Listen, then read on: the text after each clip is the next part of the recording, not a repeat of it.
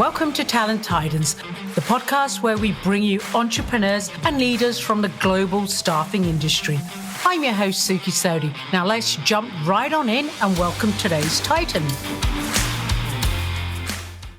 Hi, welcome back to another episode of Talent Titans. I have Janelle Beiler with me, head of US for Akkodis Tech, who incidentally is also a very good friend. Welcome, Janelle. Thank you so much for having me, Suky. I'm glad to be back. Yes, thank you. Now, I don't think there's much of an intro needed, but for those that don't know you, who is Janelle?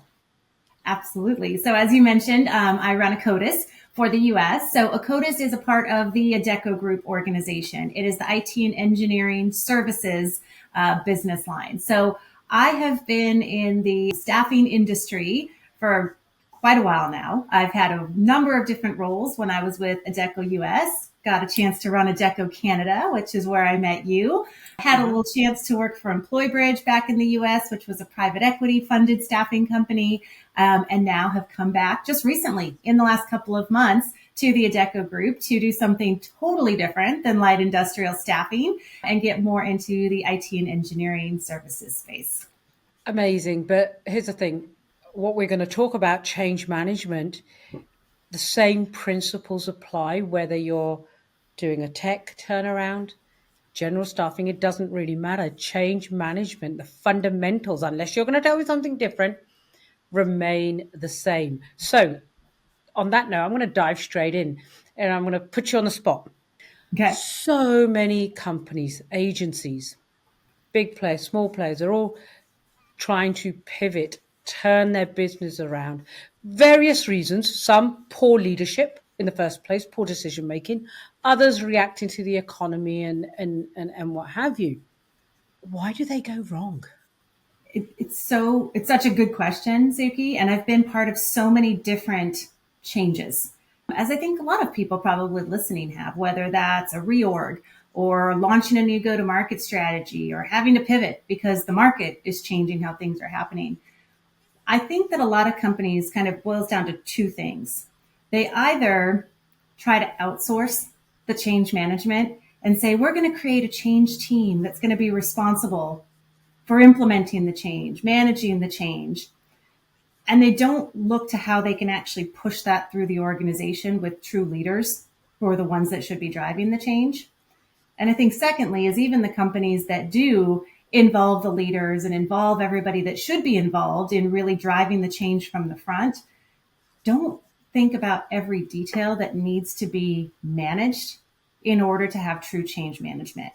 And what I mean by that is if you think about planning like a large event, you are managing every single detail of that event. And you still get to the day of the event and something goes sideways. Right? They tell you when you're planning a wedding, be prepared that something will go sideways, even though you've just spent months and months planning for this to go perfectly. Well, I don't think that companies put that level of detail and management of the details into the change that they're looking to impact. The ones that do have a more successful outcome, but you have to literally be intentional and plan for every single detail that you can think of the change and how you're going to drive that. From communication to culture to, everything that we're going to talk about today, you have to be intentional about it. And I think that's where companies get it wrong, is when they don't take that level of detail and intentionality into the change that they're trying to push through their organization. I've got a question for you. When you say, quote unquote, they outsource it, are you referring to getting in third-party consulting firms or quote unquote consultants? Is that what you're referring to? Not so much the outsourcing of the ideas, because I think a lot of good comes sometimes from having that fresh set of eyes that can look at the organization and see what needs to change that maybe you're not. I think it's when they create special teams, a change management department, right? Or a group of people that are responsible for the change, because at the end of the day, the change has to be happening at the field level. It has to be led by the leaders that are driving the main part of the organization. And I think sometimes companies create these teams of change agents that then they try to influence the change onto the leaders instead of going directly to the people that are driving the change every day.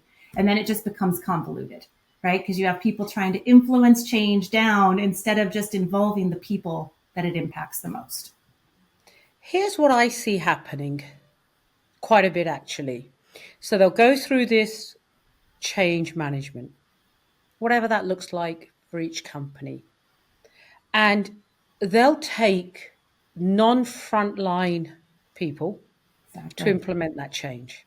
But they're trying to change the front line in many cases. Exactly. Secondly, I see there'll be, quote unquote, the leaders that are trying to implement this change. They've not been in an office in years. They've not, quote unquote, done the job in years.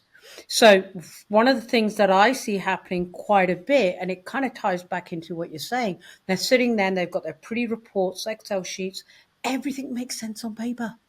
Mm-hmm. Everything makes sense on paper. The other question I have for you, I don't know whether this is whether companies get it wrong or the employees get it wrong, but as soon as change management, whether it's implemented correctly or not, that creates a lot of upheaval, fear, Yeah. mistrust with the employees. How can that be avoided? Yeah, I think it's an excellent question because when I talk about the pieces that you have to manage and manage intentionally, I think there's two big pieces that people don't always think of. One is communication. The second is culture. I'm going to talk about communication first because I think anytime you are going through a change, and now this can be, like I said, a big change, you're reorging or you're changing the strategy. And it can be something like adopting a new software and trying to get, adoption across the organization. All of those are change. It could be a new comp plan. Yep. There's, big change, there's smaller change. The communication, I think, is paramount. One, not only how you're communicating what's going to happen, but how are you communicating to those leaders to handle the questions that are going to come up? How are you communicating down to the person it's impacting and not just telling them the change is happening, but then having those pulse checks, trying to make sure that you're giving them the opportunity to talk about why they're maybe not adopting the change. I think sometimes we communicate it, we set it and forget it.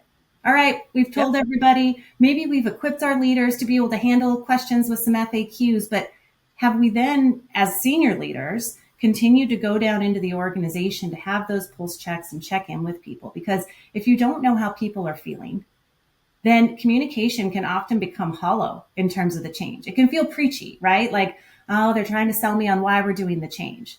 But if I've just talked to an individual contributor who's told me why they're having a problem adopting to it or what those roadblocks look like, and then I'm able to find out that, hey, maybe that's something that's happening across other parts of the organization and we can address it, call it out, find ways to solve for it. That's a very different feel to change. It's working through the change instead of feeling like change is being pushed on you. And I think we miss that sometimes. I think we just get comfortable thinking we've communicated it and it's going to happen organically. It doesn't happen organically. You just said something there, the communication piece and the organic piece. A lot of the time, not always, a lot of the time, you have senior leadership that's made these decisions, and it ties back into what I said earlier. When was the last time they actually done the job that they're trying to change? They're in their ivory tower. They've got their desk and they're talking to their middle management, call it that, their middle management, who are actually then trying to put out the fires at local level with the employees, answer all the questions. And to your point, they weren't intentional about that. As an employee, are they really being honest? Because now there's all this change going on. I'm expected to just get with the program. Mm-hmm. And especially in today's market, God, just bite your tongue, just do it. So they begrudgingly do it. So, I'm not saying no results, but not great results because now they're begrudgingly doing it. How do you avoid that? How do you really avoid that? I know you said communication, but I guess what I'm saying is give me an example. Well, I think some of it, and this kind of ties to the other piece, the culture piece. I think when you go through change, you have to understand in most cases, these are probably high performing teams or achieving teams, right? Especially at the leadership level, people want to do well. And when you impose any sort of change, it creates fear that I'm not going to know how to do this, or I'm maybe not going to be Yep. comfortable with this. It creates an uncomfortableness. And I think that you can mitigate a lot of this fear of change by creating a culture of letting people know that it's okay that the change is going to feel weird. And you might, if you're changing, let's say a sales approach, hey, maybe you don't know, and it's okay to be vulnerable. It's okay to make mistakes. It's okay that we're all high achieving salespeople that might be uncomfortable with what we're asking you to do. So let's be there. Let's talk about it. Let's over communicate the challenges we're having and how we're learning from them. That is a very different approach than just pushing Yeah. it down and hoping they figure it out. I just think that understanding the culture you're in and how to sort of navigate that with communication is often missed, right? And understanding kind of where people are at when you start. As you were saying that, and I see this in my business all the time with the clients that I'm dealing with, they're communicating what they think the communication is. They're Mm-hmm. communicating what's in it for them, Yeah. right? Need, They're not making, yeah, rather than need. why should my top salesperson suddenly give up that account? Salespeople don't get out of bed for the base salary; they get out of bed for the total income, right? So I've seen it time and time again, just rejigging clients, for example. So suddenly, this account salesperson who had, I don't know, was running a book of 400 contractors. Suddenly now it's been cut in half, but they've had no compensation, no why. It starts feeling as if they're just taking, taking, taking. So Yeah. they're the kind of things, I guess, what we're talking about in the communication is the piece that companies are not being intentional on. You have to paint the picture of the why. Because when you can tie it to the why something is happening and break that all the way down to how that's impacting their day to day actions that you're looking to change, to me, that becomes about communicating the vision, right? The why ties into the vision of what it is that you're trying to do versus we need to as a company. I mean, how many times do you hear we need to make this change? We need to cut heads. We need to cut our costs. We need, instead of how can we help everybody understand the why behind that, the vision of where we're trying to go and why this change is important. And I think that's a very different communication than you sometimes Yeah. get when you're trying to push through some of these changes. And sometimes going back to what you just said too, I think sometimes there is a misalignment between the big C and the little C of culture. And when I say big C of culture, that's the big company culture, right? And what's kind of happening at that level versus what you can control in your little C, which is your team culture. However big or small that team, you can control the communication and the culture within that team. But sometimes you can't control the culture and communication that's happening up here. And that's what I think you were speaking of is that's when I think those leaders in the middle sometimes have a hard time trying to marry those two together to implement the change because the two are disconnected. Well, I see middle management kind of getting slapped from both ends in these situations because the employees, the frontline staff are saying, what? We're changing again? We just rejigged sales strategies 12 months ago, whatever the case may be. So they're resistant and they're feeling vulnerable, hard done by, not heard. And then Yeah. you got middle management going back to upper management and giving that feedback and them telling them you're not doing a good enough job in communicating this message. So Yeah. almost in this scenario we're talking about, I feel sorry for middle management because they're getting it from both ends. Yeah. And they're And one of trying the to make things, sure their people have the voice to share what's not working. And yet sometimes they get stuck in the middle without being able to make the change around that. And then it gets even more frustrating. I've been watching a company, you shall name nameless, go through yet another turnaround change.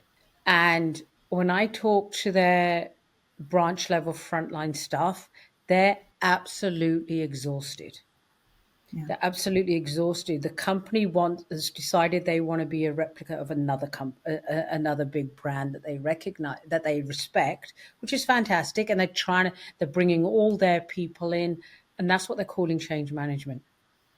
And those individuals that were in those seats, or whose next natural step would have been being promoted into that role, they're kind of like, we're not being heard, we're not being seen, we're just being told this is the way it's going.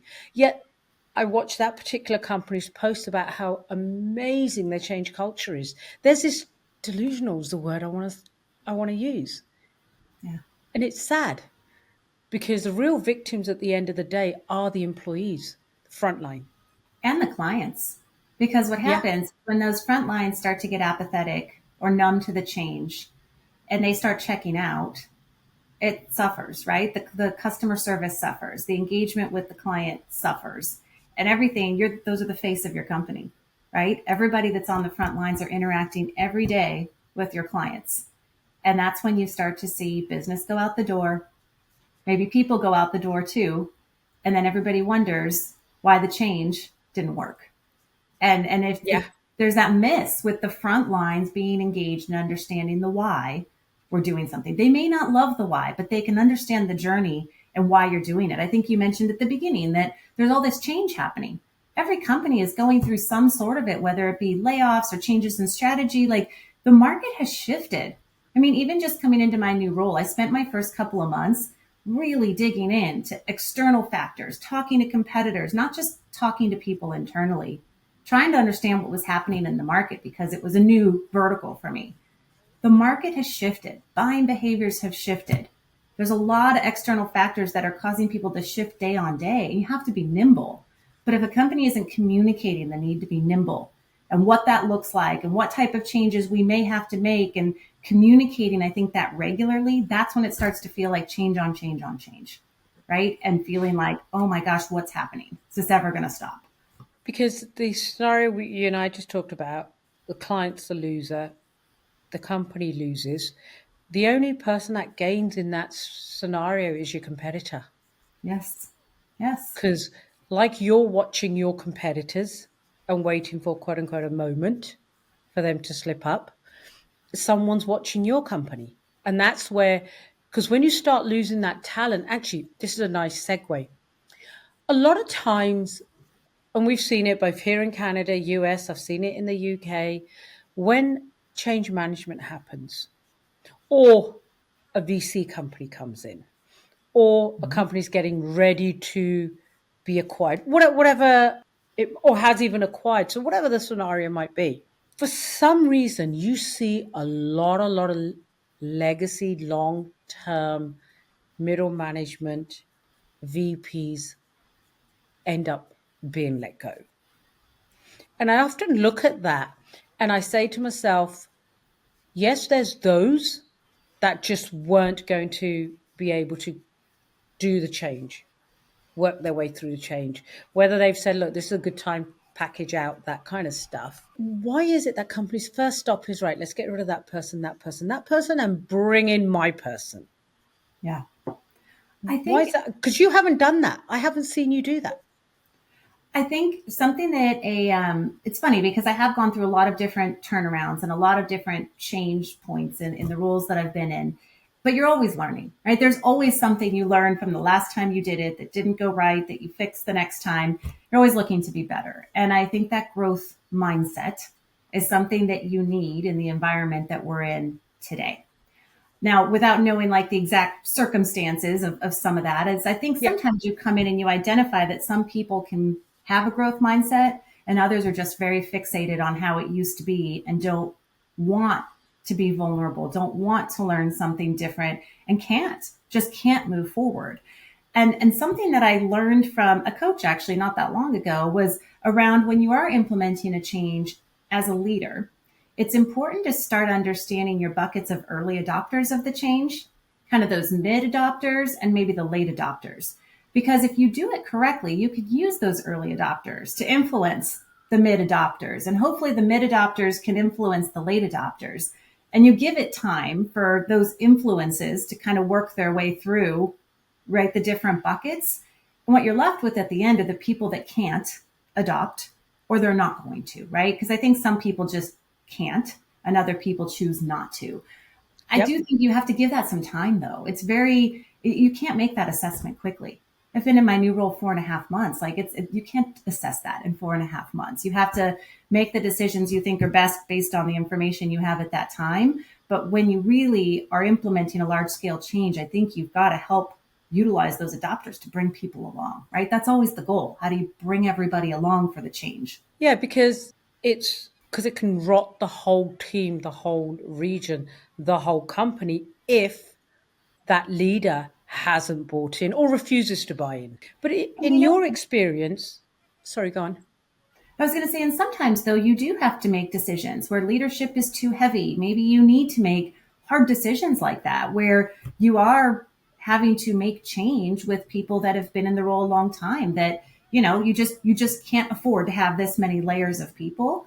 I think when you do have to do that, right? Or you are going to bring in, other people or have to kind of go through a reorg, if you do that in the right way and you treat people with dignity and you help them with their next steps and exit them in the right way is also very different than pushing people out and bringing other people in. Again, it goes back to, I think, that communication and how you're sort of working through those things. Companies sometimes get it right and other times they don't. And it leaves everybody that's left feeling really bad about the situation. It's really interesting because there's this common theme of communication because the thought going through my mind as you were talking, when somebody has been at a company, I don't know, 15 years and in a senior role and people start seeing that layer being removed, might be for all the right reasons. Right. There seems to be this knock on effect where everyone then it destabilizes the business. They worry about, what about me? Am I next? Right.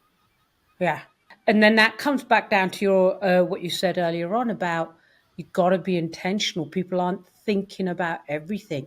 They think, yes, I've removed 2 VP, West, East. I've saved, I don't know, $500,000. But what they don't look at it and say is, what am I going to lose by saving that $500,000? Because that's where and in your opinion, do you think people always actually understand what everybody does at each level before they actually make these quote unquote cuts?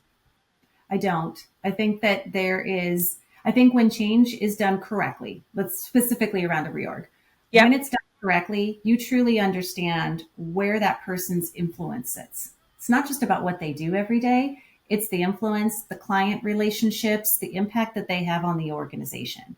And I think when you can understand those things, you can then understand if you can mitigate that loss, right? Because anytime that you have to make a decision like that, there will be impact. But if you don't take the time to be intentional about understanding where those impacts sit, that's when things go sideways. Oh my gosh, I had no idea they owned the client relationship. And now I'm worried about that client walking out the door. I've seen that, you're laughing. I've seen that happen. I know you have too, Yeah. right? Where Yeah. there's not thought around all of those pieces. And then 2 months later, everyone's wondering where all the business went to the competitor because we didn't think that through.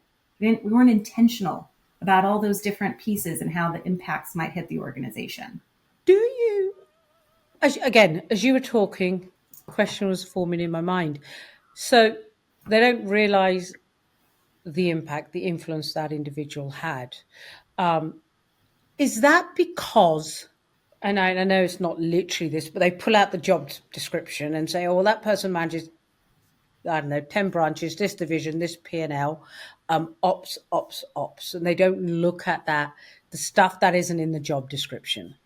Or do you think it is a question of that's okay because this person is immediately going to be able to step up into their role, and that person chooses not to step up or is unable to step up? I think it's both. I think sometimes decisions are made on a spreadsheet, and we look at spans and layers and what makes sense without really understanding or putting enough warrant into the impacts that happen when you make that. And I think you're absolutely right. Sometimes we think that, oh well, we can just spread this other person and they're not ready. Sometimes that's not even that they don't want to step up. Maybe they're not ready to step up. And now you're dealing Yep. with a whole other problem. So, and I think a lot of that is risk you have to take. Anytime you're implementing change or changing structure, any sort of change, any type it's a new behavior, there's risk in rolling that out because, like we said earlier, some people will just not be able to get there. And you have to anticipate that there might be some unintended fallout that happens. And that's a risk anytime that you implement change. But I think the companies that get it right are the ones that put more thought and effort around what all those risks could look like, trying to anticipate how all those chips might fall to at least try to mitigate it or have a plan in place. They're more Yep. successful than the ones who do it more quickly and then things start to fall apart and they don't understand why. One of the things I hear a lot when companies are going through any kind of change and just kind of almost sticking with letting people go, then they replace them. And one of the biggest things I hear from people that have now got this new boss from external new boss. They may or may not have staffing experience, but hopefully they do. But one of the things I hear a lot is people don't understand their culture. They've come in and they've bought in the culture mindset from their previous company. That might be where you're trying to take your culture. I'm not saying that's the wrong part, but there's also a part of me that says the onboarding for that person, a bit like what you just said, you done.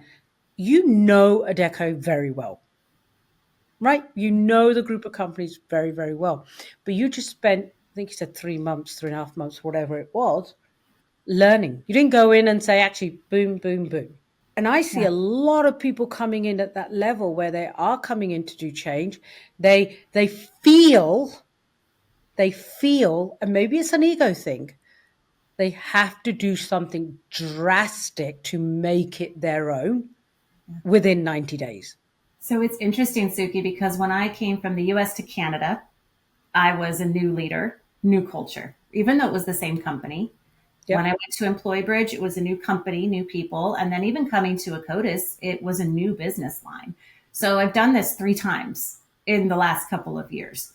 And one of the things that always has stuck with me is there's actually a book called Fostering Culture by Shane Jackson, which is all about how you build culture. And he has a quote where he says, the culture is the atmosphere around that is built by the actions and the behaviors of the people in the organization. And that always stuck with me because what I always try to do as a new leader is to come in and observe what are the behaviors and the actions. Whether that's we allow people that are not producing to skate by and we don't performance manage, or we regularly celebrate wins and have a great sales culture. Like you start to see the behaviors. If you just sit back for a minute and watch, you can get a good sense of what the culture is. So I think that's one point when you come in new that you have to sit back and observe that because I do really feel that effective leaders that can drive any sort of change. And in all those companies I've driven change, you have to understand and respect the point that people are coming from before you start saying these are all the things that are going wrong. I think the second piece to that is you've got to start asking people, what's holding you back? Tell me what's not working. What's working, what's not working. And that's down to every level. Recruiters, frontline sales, senior leadership. You start to get the narrative and you start to see the common themes when you take the time to ask those questions. And what I have found is that usually it mirrors a lot of the same stuff you're already seeing that you feel like needs to change. But when you're able to go back to the teams and going back to the vision, the why, and you're able to explain to them, hey, I consistently heard from all of you that this was a roadblock, and here's what we're doing to remove that roadblock. It's change, but it's change they asked for. And I don't think we always dig in to make sure that the changes that we're making are ones that the field needs. And I think that goes back to that whole disconnect of changing for change, right? And so Yeah. communication. Because you've got these, I was talking to a senior executive the other day. So he's interviewing for a change management role, funnily enough, for one of the companies. And one of the things they were talking about was how magically he was going to change everything. and the time, the results, and the chairman interviewing him was saying, and that person this, that person this, that person this, and he rang me for advice, and he said something that really stuck with me. He's like, Suky, I don't go in and make any changes for the first 3 months, unless there's fraud and stuff like that. Of And course. we were talking through why would that company, because they almost planted in his mind, that's a problem child we need you to get rid of. That's the problem child.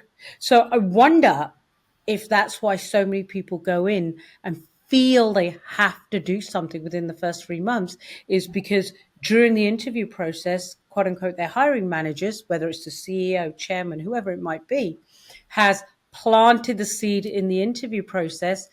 That's a problem child. We need you to fix that. Or they've That one over there's a problem. Yeah, and they've also probably planted the seed that, hey, we know there's all this change happening in the industry. Come in and work your magic because we've still got a budget to hit. There's a lot of Yeah. pressure on leaders that come in knowing that there's elements of change that have to happen, whether it's a full turnaround or just small changes that need to happen. There's a lot, right? Sitting on your shoulders because you still have to execute on all the financial deliverables while pushing change. And a lot of Yeah. companies don't want to hear this is a 2-year plan. This is 60 days before I can get a new sales pipeline up and running. It's how can you close the gap that you walked into? And Yep. you have to be able to communicate effectively up on the sequential growth that you're having so they understand that the change is working, while still, I think, digging in, as we just talked about, into the organization to understand which change points, which inflection points are needed. Because most often when you're making the change, you should be thinking, is this going to help us move faster? Change for I think, change doesn't make sense, yeah. right? Unless it's I moving th- the business forward. yeah, I think also just going back to that during the interview process, planting the seed. It's almost trying to get someone else to do your dirty work, because if that is the case, you as an organization should be making those changes before you bring this person in, because now you've actually set this individual up to be the bad cop. And that doesn't always happen, right? That doesn't always Yeah. happen that they clean house before you come in. Yeah. Some people do. Because Some people, yeah, but if somebody absolutely has to go for whatever reason, right? And the other part of it is, in your experience, I'm a firm believer. You go into a new job in our industry, you go frontline. always. And I'm not talking about go sit in and go to a branch and then sit in your office, say hello, goodbye. No, no, no. I'm talking sitting out in the bullpen, that type of thing. Because Yeah. that's where you're really going to understand the DNA. And going back to what you were saying, the two cultures, Yeah. that's the DNA that's going Yes. to impact most things. People don't do it. No.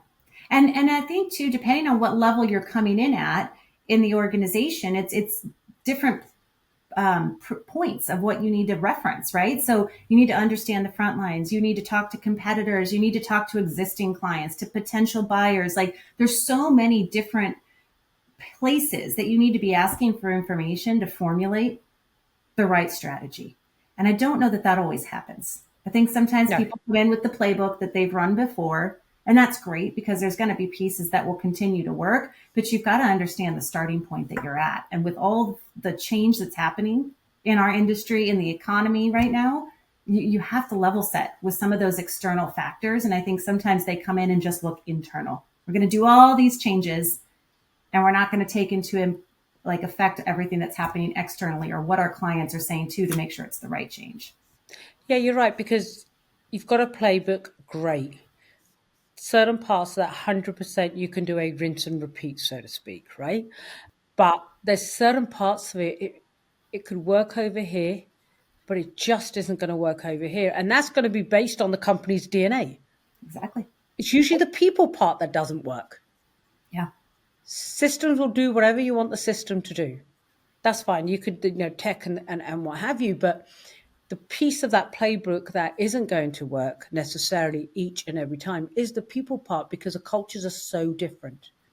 And that's where I think too, you have to involve people in the change, kind of going back to what we were talking about at the Yep. beginning. And I'll give you a real example. We're rolling out an entire new go-to-market strategy right now at Akkodis. And so I brought all of our leaders together last week and we went through all the details and things that we have to do differently. But we ended the session talking about cultures. And we said if we're wanting to change the culture, and it is all about actions and behaviors, then what are the actions and behaviors that all of us are committing to in this room? Because I don't create the culture. We all create the culture. So let's come up with that together and make sure that we're all bought into what that needs to look like. Because if we do that, we'll hold each other accountable. And that makes the change a whole lot easier when you have everybody talking about what that outcome is going to look like and how that's going to manifest in the day to day. And that was one of the first times I've actually done that.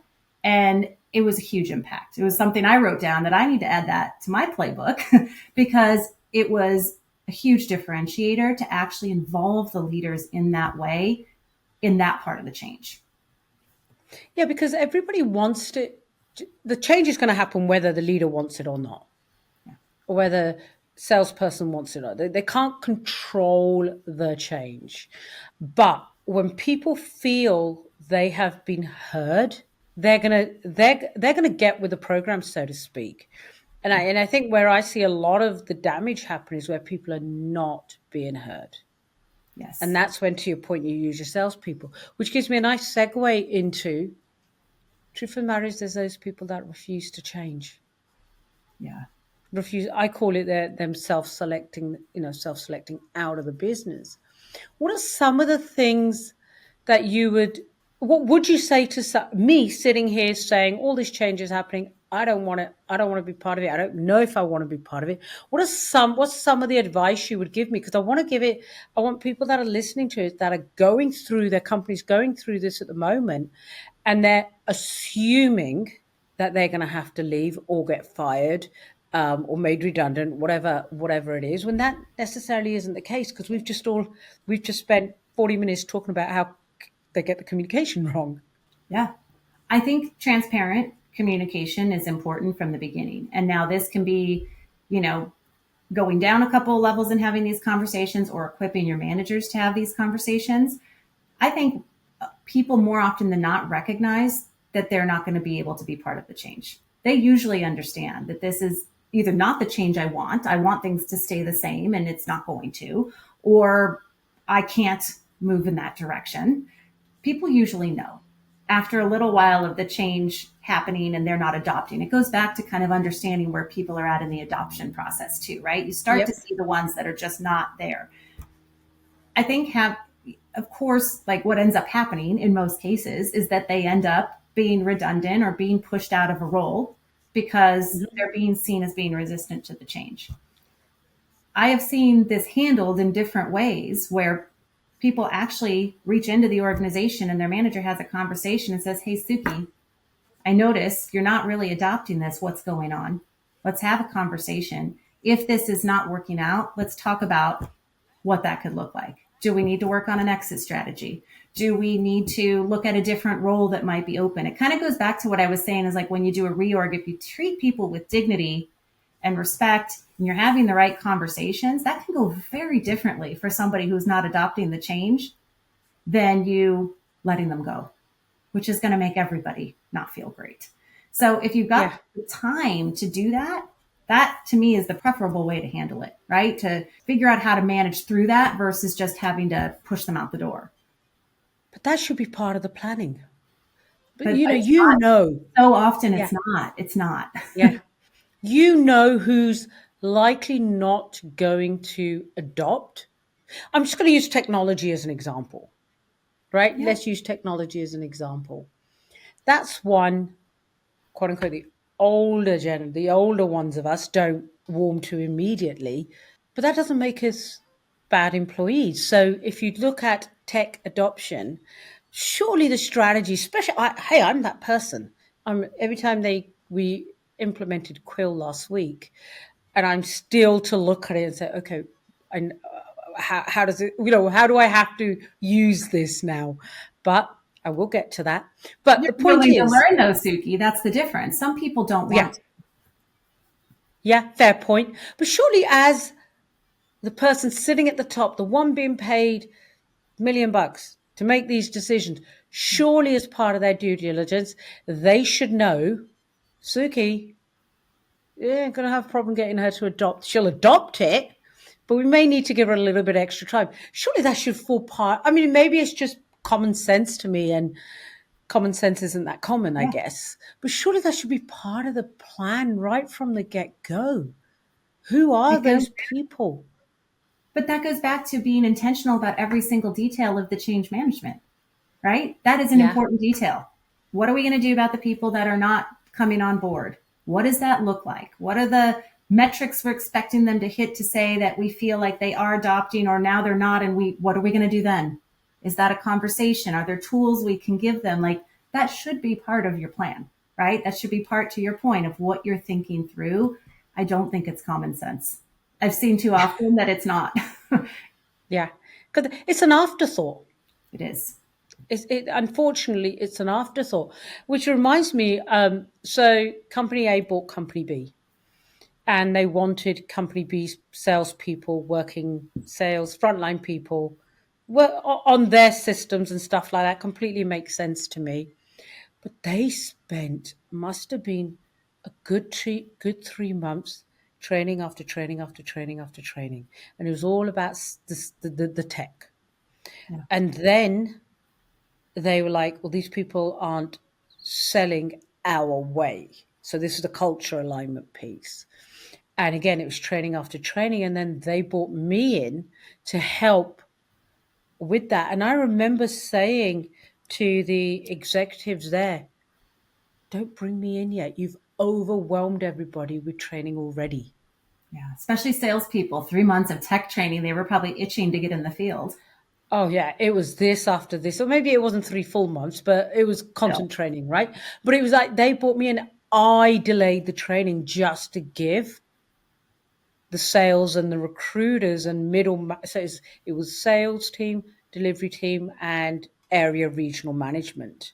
I delayed it because I felt the overwhelm just listening to how much change Yeah. they were trying to push through in such a short period of time.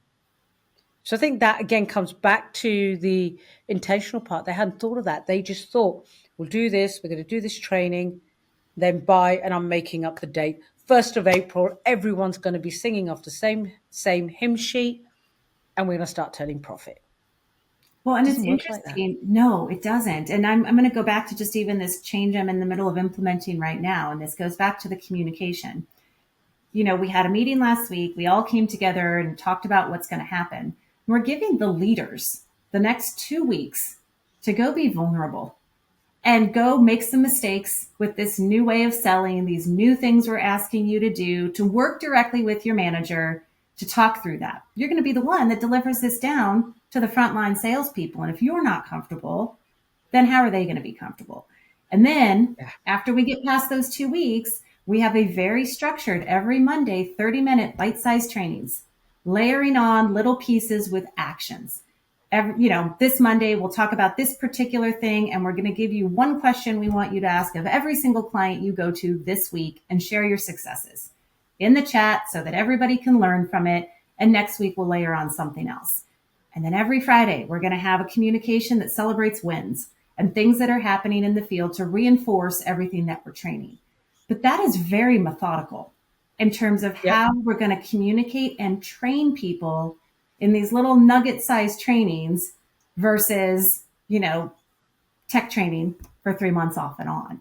I think those are the kind of things I'm talking about when you think about being intentional. Is how are people going to respond? How much change can they take in? And then on top of that, let's get the leaders comfortable with the change before we start pushing it all the way through the organization. And I think those are just important pieces you've got to think through when you talk about implementing any sort of organizational change. You've created a safe zone. That's what you've done. Yes. You created a safe, vulnerable zone. Especially, again, going back to my change involves a lot of salespeople, high-achieving salespeople. They do not want to feel like they're failing. And if they feel like they're making mistakes, they feel like they're doing something wrong. So how do you make that okay? So that we can all go through the change together, get better, learn from that, and use that to fuel growth, right? Because at the end of the day, that's the goal. How are we going to use this to fuel more growth?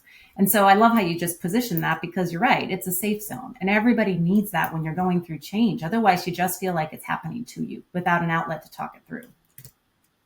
And I think And I know we're coming up to time, but I think it's really important to note, as the leader in that safe zone, it's important to say, look, I don't know everything.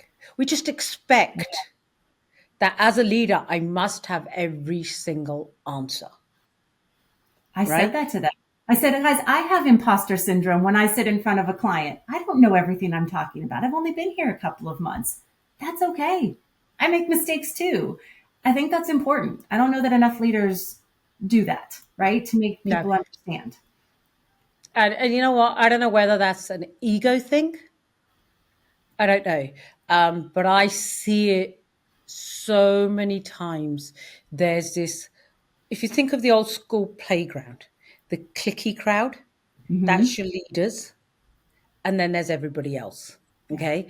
And I don't know whether that is ego, imposter syndrome. And it's truth of the matter is it's probably a bit of both. But until it becomes that real change is messy. It does get messy because you have people's emotions and feelings and you are changing stuff up. So, but it doesn't have to be disastrous and painful. Yeah. And I mean painful in a negative sense. I'm not dismissing that some people may be hurt with the change, but it doesn't have to be that ugly horror story. Yeah. And that's where it comes back to people, but exactly where you started, intentional. Yeah. Get intentional. Intentional So we're coming communication up to, and yeah, we're structure. coming up to time. Yeah, we're coming up to time. What are your final thoughts? I think I would leave it with that, that if you are intentional about the change and you're thinking through going back to planning an event, thinking through all of the potential pieces and outcomes and how you want to handle that, and then providing that safe place, right? So over communicating, making people feel okay that the change might not feel good. It is messy. So how can you provide safeness? How can you provide some structure to the messiness, whether that's through consistent trainings, consistent communication, whatever that's going to look like. I think that's the secret sauce for the companies that get it right. And I think as leaders, we have to give ourselves some grace, knowing that it is messy. It's going to feel like we're making mistakes too. And no high achieving leader wants to feel like going through change like they're making mistakes either. So I think that goes all the way up to the leader, that we all have to be kind of in this learning mode together. How are we learning? How are we supporting each other? And if you're having that level of communication all throughout your organization, your change will work. It's when we don't do that that things fall off a cliff. Yeah, and that's so well said. Do you know, if someone wants to reach out to you, talk about this further, what's the best way for them to connect with you? LinkedIn is perfect. Please feel free to reach out to me there. Perfect. Well, look, thank you ever so much for your time and sharing your pearls of wisdom. This has been awesome. Thank you so much for having me, Suky. I always love coming on. Thank you. You're welcome. Thank you for listening to this episode of Talent Titans, brought to you by Recruitment Professional Forum, where they're building a grassroots community for professionals and leaders in the recruitment industry to collaborate, advocate, and advance the profession. If you liked or were inspired by what you heard, make sure to follow, subscribe, and even leave a review. It lets more talented recruiters like you find the show. Until next time, keep on being a talent titan.